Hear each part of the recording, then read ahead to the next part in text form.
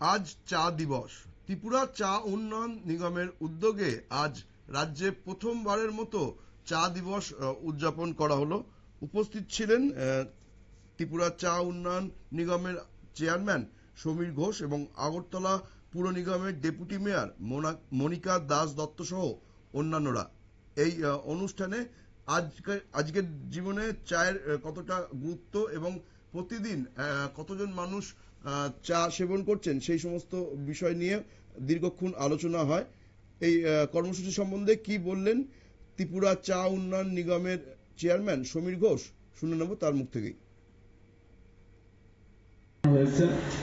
চা এমন একটি পানীয় হিসেবে আমাদের সকল অংশের মানুষের কাছে গ্রহণযোগ্যতা লাভ করেছে যে সকালবেলা ঘুম থেকে উঠি আমাদের চা দিয়ে আমাদের শুরু হয় এবং আমরা বিকালে বা সন্ধ্যায় আমরা চাকে আবার গ্রহণ করে থাকি।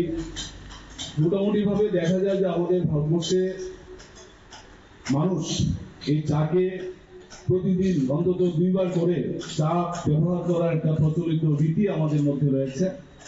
আমাদের দেশে চায়ের একটি লম্বা ইতিহাস আছে। আমাদের বিশেষ করে আমাদের ভারতবর্ষের সব জায়গায় চা হয় না। উত্তর পূর্ব ভারতবর্ষে এবং দক্ষিণ ভারতে কিছু জায়গায় চা হয়। ত্রিপুরা রাজ্য আমরা ভারতবর্ষের মধ্যে চা উৎপাদনকারী রাজ্য হিসেবে 5ম স্থান অধিকার করে আছি উৎপাদনের দিক দিয়ে। আমাদের এই রাজ্যের চায়ের একটি লম্বা ইতিহাস যেমন আছে, দেশের ক্ষেত্রেও একটি বড় ইতিহাস রয়েছে। আমাদের সারা দেশে এই চা শিল্পের সঙ্গে যারা যুক্ত রয়েছে, বিশেষ করে প্রত্যক্ষভাবে আমরা জানি যে আমাদের 12 লক্ষের উপরে আমাদের চা শ্রমিক কর্মচারী আমাদের এই চা শিল্পের সঙ্গে যুক্ত রয়েছে এবং পরোক্ষভাবে যদি আমরা দেখি তাহলে প্রায় 50 লক্ষের কাছাকাছি শ্রমিক কর্মচারী এই শিল্পের সঙ্গে জড়িত রয়েছে। এই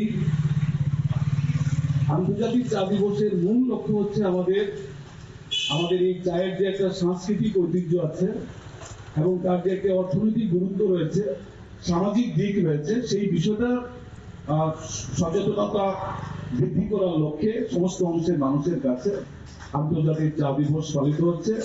তো আজকে আমরা অত্যন্ত আমরা শুনে এলাম ত্রিপুরা চা উন্নয়ন নিগমের চেয়ারম্যান সমীর ঘোষের বক্তব্য। তিনি জানালেন যে রাজ্য জুড়ে কিভাবে চা শিল্পের উন্নয়নের জন্য কাজ করছে নিগম, পাশাপাশি যেভাবে গোটা বিশ্ব জুড়ে চায়ের উত্তরোত্তর চাহিদা বৃদ্ধি হচ্ছে তাতে রাজ্যের অর্থনীতিতে চা শিল্প একটা বড় ভূমিকা পালন করতে পারে এবং তার জন্য তিনি সাধারণ মানুষকেও এই বিষয়ে সচেতনতার বার্তা ছড়িয়ে দিতে বলেন। চা শিল্পকেও কিভাবে আরো অত্যাধুনিক পদ্ধতি ব্যবহার করে আরো বেশি টাকা চাষির ঘরে পৌঁছানো যায় সেই বিষয় নিয়েও আগামী দিনে নিগমের তরফ থেকে একাধিক পদক্ষেপ নেওয়া হবে বলেও দাবি করেন তিনি। নজর রাখবো পরবর্তী সংবাদের দিকে, তার আগে নিয়ে নেব ছোট্ট বিজ্ঞাপন বিরতি।